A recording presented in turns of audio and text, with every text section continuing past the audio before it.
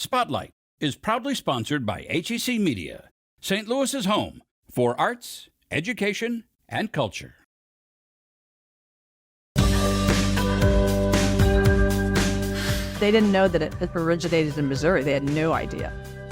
The sound of a well-made bell somehow resonates with the human heart. I think it's a beautiful, beautiful story.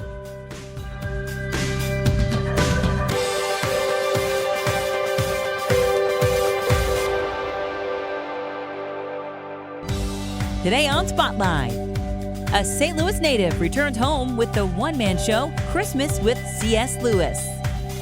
Plus, Christmas in St. Louis in the 1930s wasn't complete without a trip to this special department store. And then Charles Dickens' A Christmas Carol, remixed hip-hop style. But first, the history of the high-kicking dance group, the Rockettes, who started in St. Louis. It's Sunday and you're watching the multiple Emmy Award-winning Spotlight.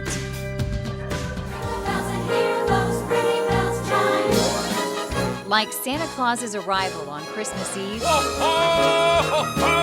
you can count on the Rockettes performing at Radio City Music Hall. We really do kick off the holiday season here in New York City.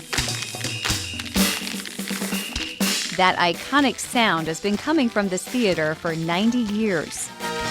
It's a holiday tradition originating in New York City, right? No, not at all. They started in St. Louis and prior to the Christmas season. My name is Jean Schober.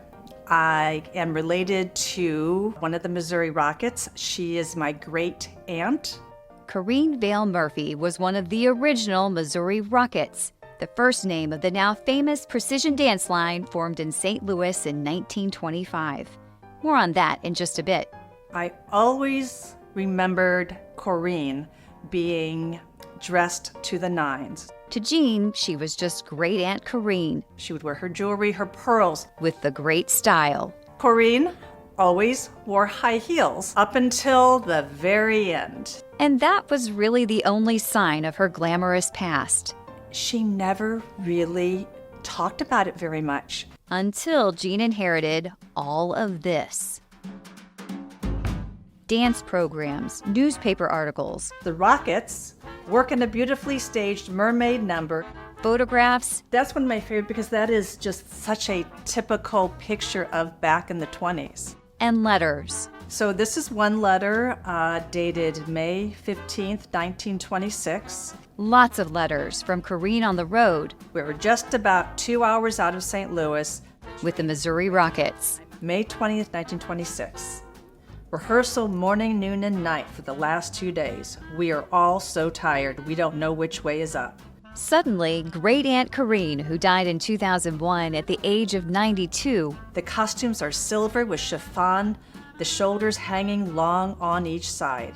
Was dancing all around Jean's home. Then we do a regular kicking routine, split on the finish, then get up on exit. It's very good. Through this century-old cursive. I was surprised and I was, really kind of clueless that she had a very full life in those younger years. Because, I'm her great niece, so I didn't see any of that. I saw a very, very different Corrine. Within a year of them making their debut, they were very, very popular. In 1925, the Ungod Arts Hotel in Grand Center looked like this and was called the Missouri Theater.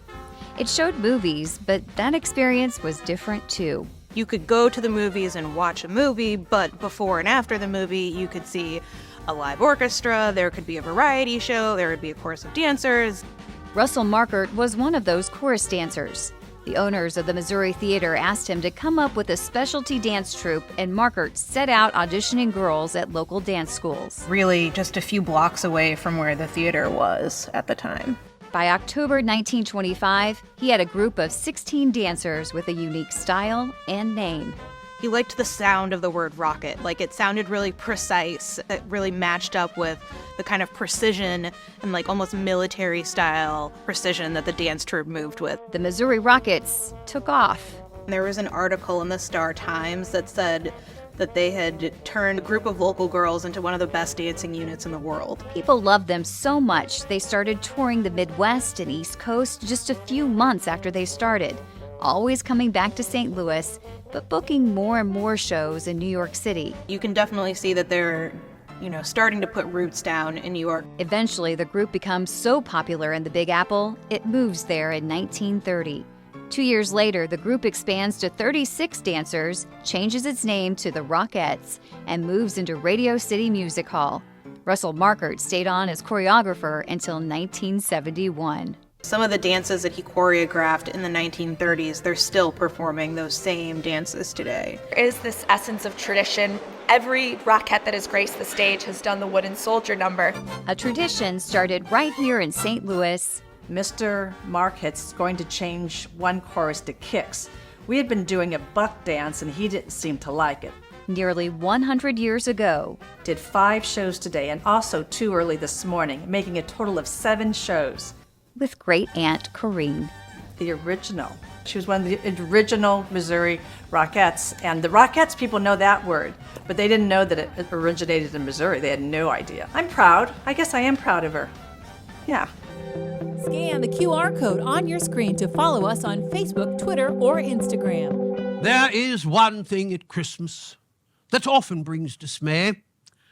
It's getting gifts from friends that you'd like to throw away. The actor is Gregory Williams Welch, and the character he's playing is C.S. Lewis, the British author and scholar best known for writing the Chronicles of Narnia, which made Christian ideas easily accessible to young readers. There was a time when Christmas present meant very little to me. In this one-man show, Christmas with C.S. Lewis, recently performed at the Westport Playhouse, the author explains his transformation from staunch atheist to devout Christian in front of a group of visiting Americans, with the audience serving as their proxy. The conceit of this show, which is that the audience is in his living room, we actually keep the house lights up to 20 or 30%, so there's a give and take, because back after he retired, his agent would bring groups of American writers and historians, and they would sit in his living room and have tea, and he would talk about his life. Gregory Williams Welch is a St. Louis native and a graduate of St. Louis University High School, where he studied acting under the legendary drama coach Joe Schulte. Lately, much of Welch's stage work has been portraying Lewis in 2 different one-man shows, created by British actor David Payne, who originated the role. In this Christmas-themed version, C.S. Lewis recounts his friendship with Lord of the Rings author J.R.R. Tolkien, whose literal come-to-Jesus conversation with Lewis changed his life. And thus ended 20 years of celebrating Christmas without any regard for a special baby. He talks about his conversion. He talks about being an atheist, but it's not preachy in the least. He was never a preachy guy. As a young boy, I loved my early Christmases. Playing C.S. Lewis is not Gregory Williams Welch's only one-man show. He also tours the country, portraying Winston Churchill. Churchill, he's a far more, he's Churchill, he's bombastic. Dialect-wise, he had a lateral lisp, Oh, Lady Astor said, if you were my husband, I'd put poison in your drink. I said, Lady Astor, if you were my wife, I would drink it. The other day, I was riding on the upper deck of a bus going into Oxford. Sitting in front of me were 2 ladies chatting away. The bus passed a church with a nativity scene in its forecourt. And one lady turned to her friend and said, "Oh, can you believe it? Now they're trying to drag religion into Christmas." And in a way, that is the intention of Christmas with C.S. Lewis, which employs the writer's wit and wisdom to offer audiences a special cup of holiday cheer. Our last weekend in Sacramento was interesting. I don't go out often, but after the Sunday matinee, I went out, and this young guy, probably early 30s, came up and he just said, "Thank you." Kind of gave me a hug. I really, you don't know where I was at. I really needed this show. And it's always fun because the audiences are always different, and the way they react makes me react differently through the whole script. So it's never really the same. It's very interesting that way. I love it.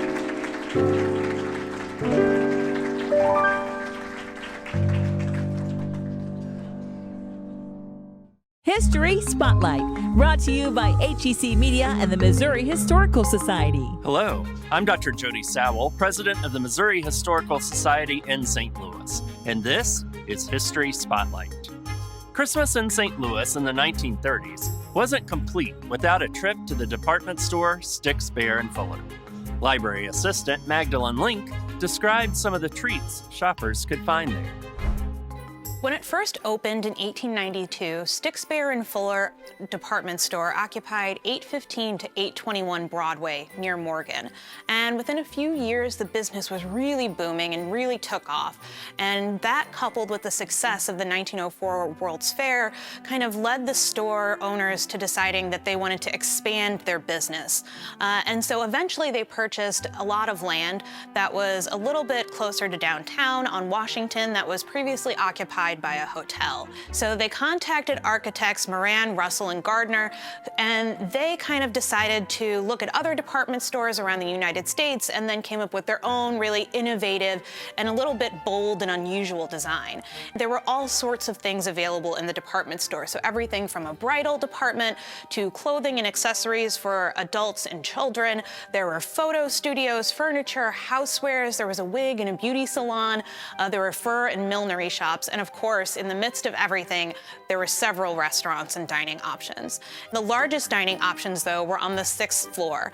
And when it opened, the tea room, as it was known, boasted seating for approximately 750 guests at a given time. During the holiday season, no day of last-minute shopping at Sticks, Bear, and Fuller would be complete without a visit to one of the many dining options. And there was a daily special luncheon in almost each of the different establishments. And in 1938, you could purchase one of these daily luncheons for about the cost of $10 to $15 today.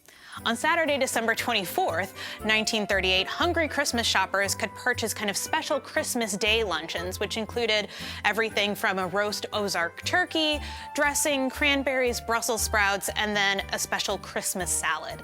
You know, the menu also included a large range of soups and appetizers, salads, special plates, sandwiches, beverages, a little bit of anything and everything that hungry shoppers would want. Some of the other luncheon options, though, were a little bit unusual for department store fare, and they included things like braised sweetbreads with mushrooms and things like frog legs with tartar sauce. All sorts of things could be purchased, including a whole range of beverages, including things like a fresh orange egg phosphate, buttermilk, Coca-Cola, and of course, a wide variety of locally made beer, including things from Budweiser, Falstaff, Griesbach, and Alpenbrau. And, you know, Sticks, Bear, and Fuller continued to serve downtown for many decades. Ultimately, though, Sticks, Bear, and Fuller would open 8 more stores in the metro area and 3 outside of the metro area. And Sticks, Bear, and Fuller was eventually, though, sold to Dillard's. And while many of the stores were demolished or significantly remodeled, the downtown location is now home to a number of things, including apartments, businesses, and the National Blues Museum. Next week on History Spotlight, a look at a New Year's Day menu from 1875 St. Louis. To learn more about the Missouri Historical Society, visit mohistory.org.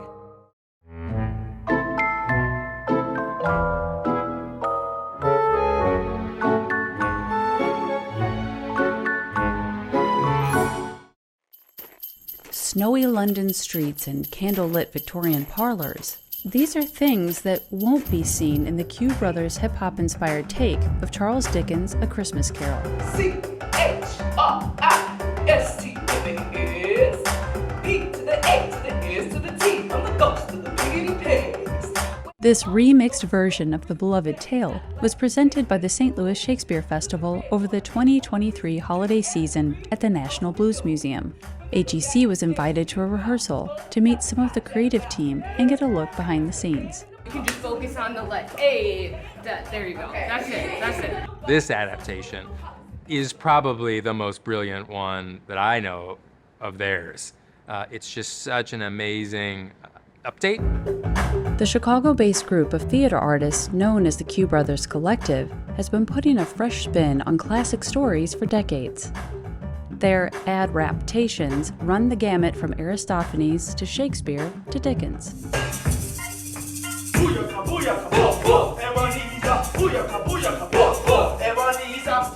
You have all of this crazy stuff going on. You have 4 people playing a bunch of different characters, lots of lights, sound, crazy songs, but in all of it, when you're following Scrooge and you find this really heartwarming story of like, no, you can feel your feelings, you can give back, you can be a nice human being and still have everything you need and feel the grief that you carry. I think it's a beautiful, beautiful story. Almost all of the great art that we can think of, that we enjoy, that we love, is adapted in some way from something art-inspiring art. So that's what this is, and that's what the Q Brothers are so amazing at, is that they are able to use the original, whatever it is, if it's Shakespeare or Dickens, as raw material, but they also make it their own. We're fusion artists, and if you have enough trust and you have enough experience in your own process, it really allows for a lot of freedom, and that freedom is enhanced by collaborating in unique ways. Although the Q Brothers' Christmas Carol is scripted, the creative team allows room for elements of the show to reflect each location and audience. If you show up with less, you have more room to add what's around you and to incorporate it. Whereas if you show up with the whole production, like, nope, this is our set, like, you don't have any room to absorb the culture and to reflect it uniquely to the people that you're actually rapping for that night. Everyone knows their role so well, so whatever they bring, it's like, oh, that's fun. I can match that. Let's play. Let's have some fun with that and expand this piece even more. They've really reimagined it for St. Louis. In the scenic design, even in some of the lyrics that they've rewritten a little bit, there's references. It's been tailored to be for us. And for many, these adaptations offer a mind-opening experience. I'm always really looking for and grateful for when people can come up to me, especially young people. Like, that's a big thing for me. Come up to me and like, wow, I really loved that. It made me feel seen. I've experienced something like that before. That's a big part of acting for me, is like representation, whether it's race or age or hair. Like, it can be down to the most minute thing.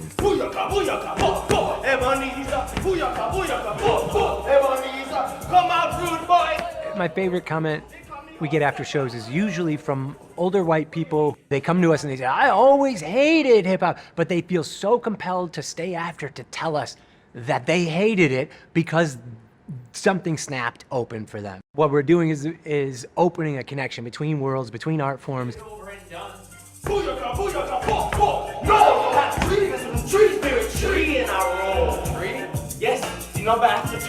I don't think anyone thinks of theater as the most contemporary, form. But with these guys, it is. It feels like it's coming off your Spotify playlists. Like, it feels like that fresh. That's what art should do. It should feel like it should speak to this moment. It's a Christmas holiday jam session.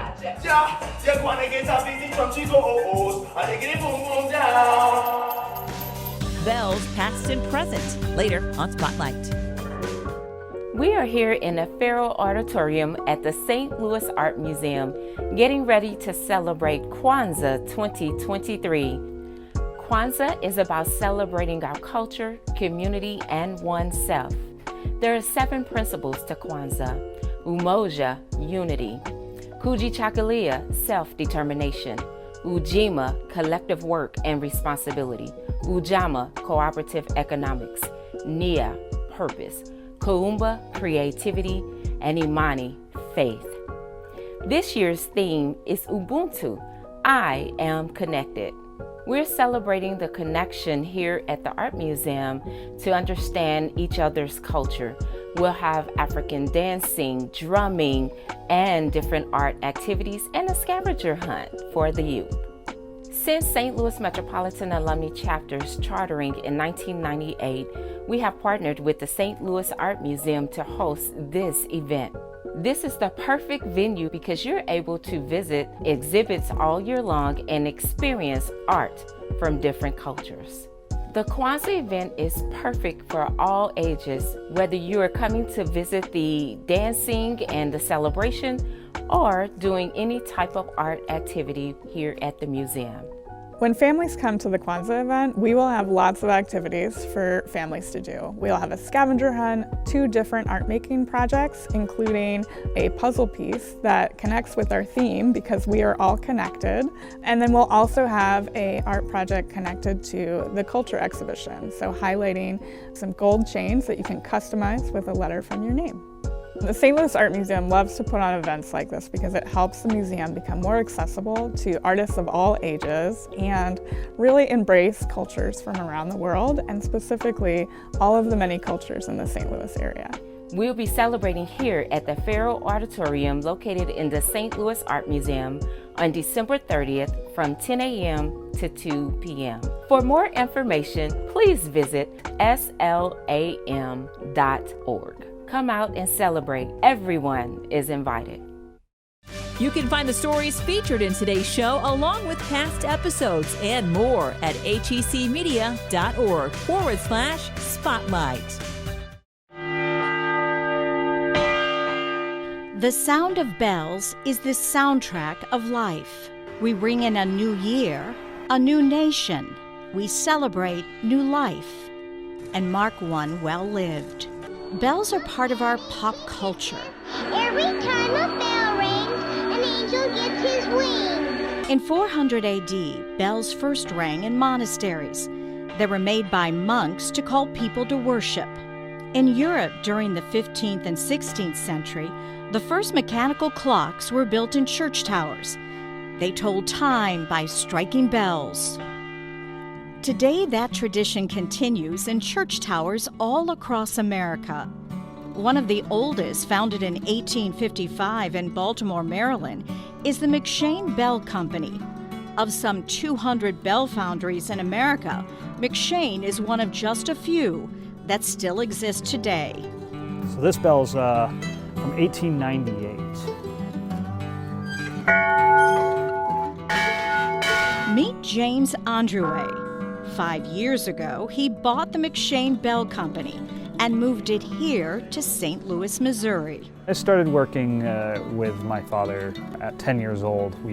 He built clocks, and then the opportunity to buy McShane came up, and it was something I couldn't turn down. So that was the next step in the process, because clocks and bells are synonymous. They go hand in hand.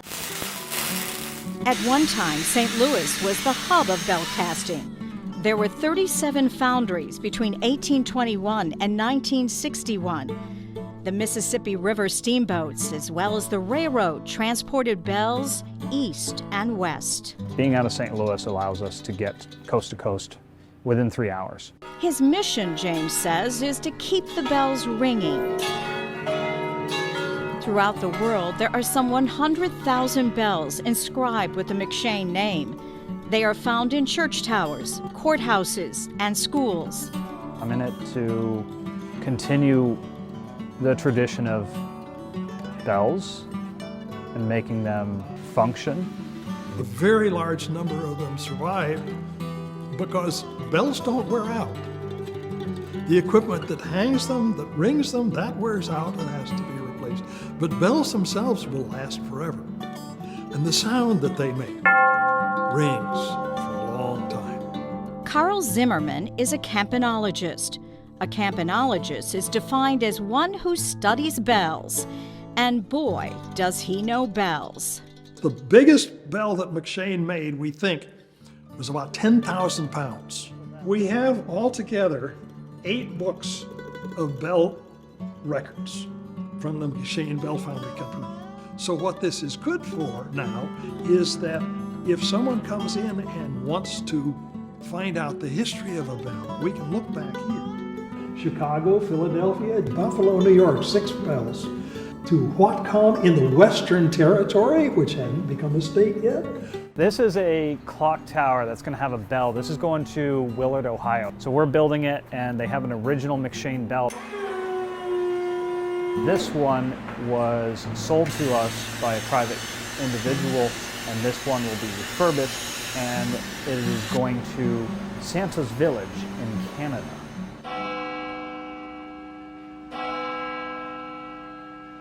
One of the oldest church bell towers in St. Louis is St. Vincent de Sales. The church built in 1904 has 4 bells, one from the original church built in 1867.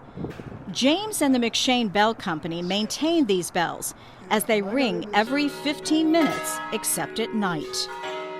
These are chromatically tuned, and the way to tune them is to put them on a lathe and slowly start from the bottom and work your way out and take chips out of them. So we call it making chips. So this is the way you get the note. So right here, we have 3 different notes. The bells, when put together, become a musical instrument of sort. 4 or 5 bells make a clock chime, 8 to 15 what's called an American chime, and 23 to 77 bells is a carillon.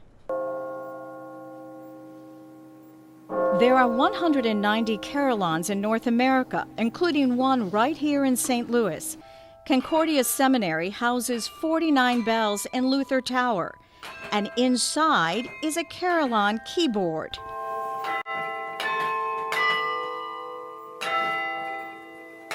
Yes, Carl the campanologist is also a carillonist. He's playing the keyboard in a carillon. He learned to play while an undergrad in college.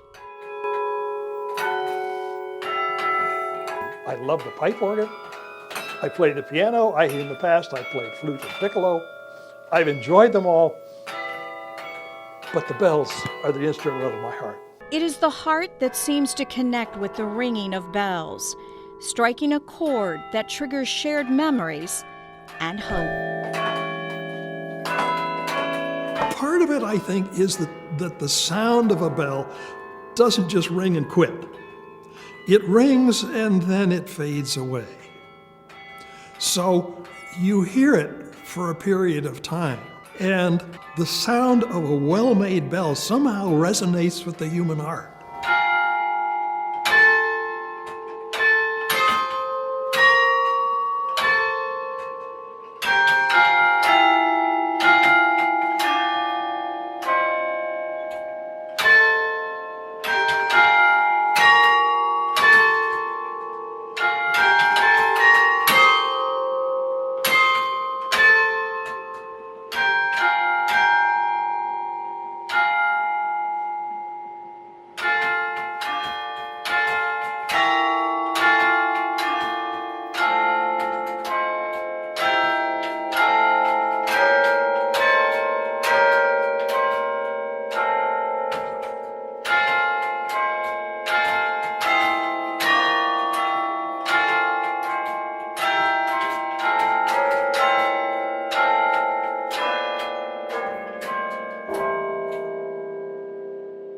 Next week, the longest-serving rock radio DJ, John Hewlett. Plus, a bluegrass band goes viral in a snowstorm on a mountain highway. Thanks for watching Spotlight. Join us next Sunday at 9:30 a.m. on KPLR 11.